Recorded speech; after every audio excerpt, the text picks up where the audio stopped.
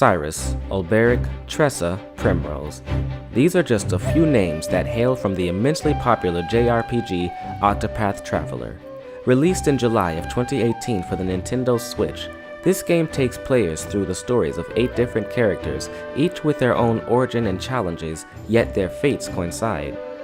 Viewed as a spiritual successor to Final Fantasy, the game maintains elements typical to RPGs such as random encounters of turn-based battle, gorgeously beefed up retro graphics known as HD 2D, and a massive world to explore as you progress through the storyline.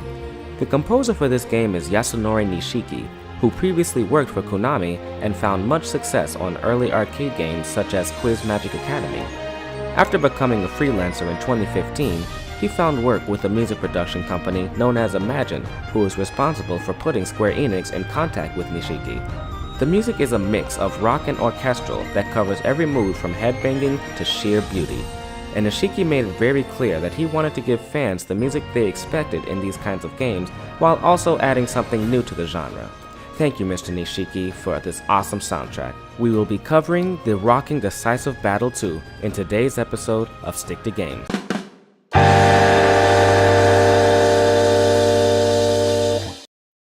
Hey everybody, Kenny Jr. here and welcome back to Stick to Games. Today's episode, we're going to take another look at linear drumming. You may remember a while ago, we talked a little bit about linear drumming with the introduction of that song called Spencer's Place from Mystic Quest. Today we're going to look at applying it to gospel drum fills. But this isn't a gospel song, for real. Maybe not technically, but if we compare it to the type of material that people like Eric Moore or Calvin Rogers play, we'll notice that we're learning the basic blueprints for what they're doing. Strong groove capped off with a linear fill. And this concept is exactly what Decisive Battle II from Octopath Traveler delivers to us today. If you're ready to explore, let's take it to the set. Now right off the bat, we can see this big grand opening of a drum part. In gospel music, we can observe these same kinds of openings too. Have you already identified the linear patterns? Basically, everywhere we see the 16th notes here, we have a linear drum fill. Though these fills are relatively simple, still remember to count so that no limb plays too late or early.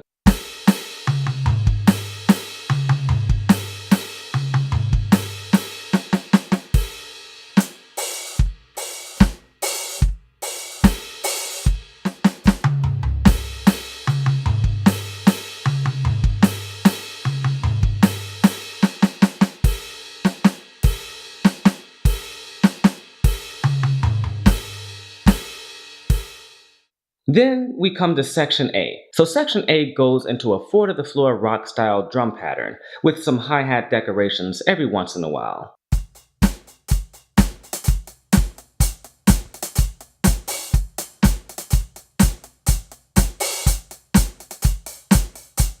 So what we want to focus on is the long fill in the 13th measure. Because we have 2 surfaces struck at the same time, this is technically not a linear fill.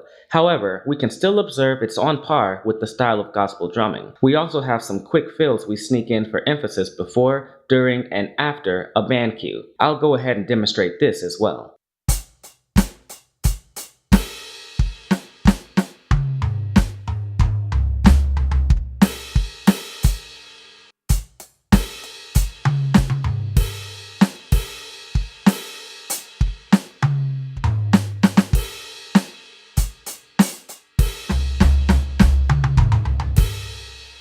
The next section opens up a new kick pattern for our rock beat. Again, very simple.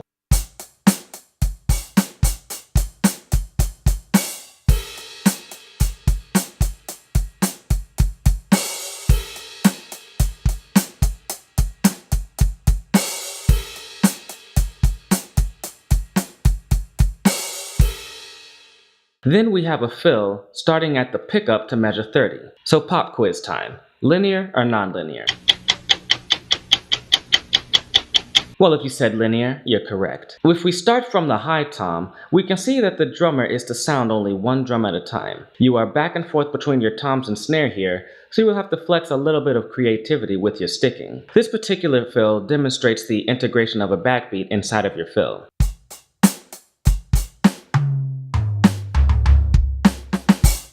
Our next major section opens up with some marvelous cues to play along with the ensemble. which is not unlike the gospel arranging style, in which drummers will play through a brief break or sustain notes from the band or choir. That's exactly what we do here, and we can really practice some impressive sounding licks here. Afterwards, we'll continue the backbeat on our ride cymbal, opening up the passage.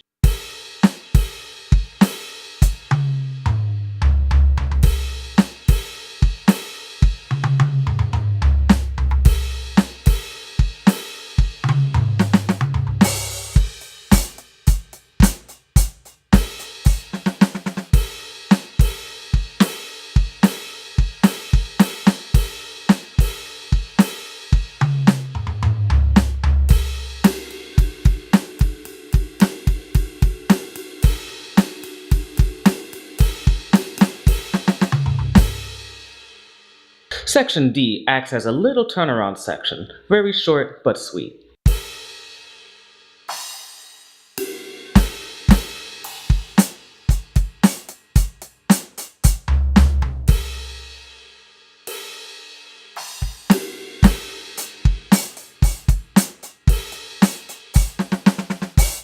Now after all that, what you're supposed to do is go back again to A. Originally, I thought that's where the loop ended. However, upon making a return back after C, we hear new ideas bringing us to section E. We continue the backbeat on our ride, but in measure 60, we get these low drum accents that assist in building anticipation. Then, in F, we will switch over to a disco feel for just a brief moment, then go back to building that intensity once more, this time with a proper release.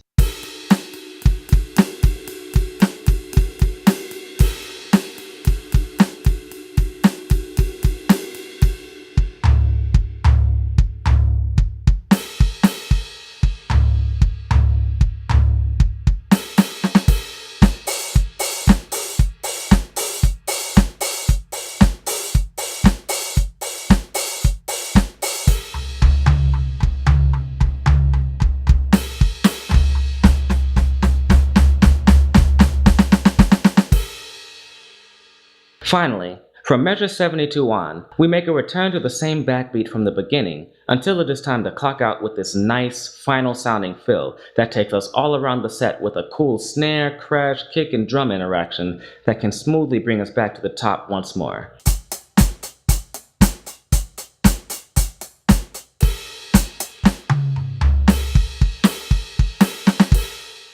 So as we can see, to make up gospel music, we borrow quite a lot of elements that are observed in other musical styles, a good mix of both linear fills and additional elements pulled together to make your drumming sound more technical than it actually is. I promise after we run this one, you'll feel very accomplished and proud of what you can do. Let's give it a go from the beginning.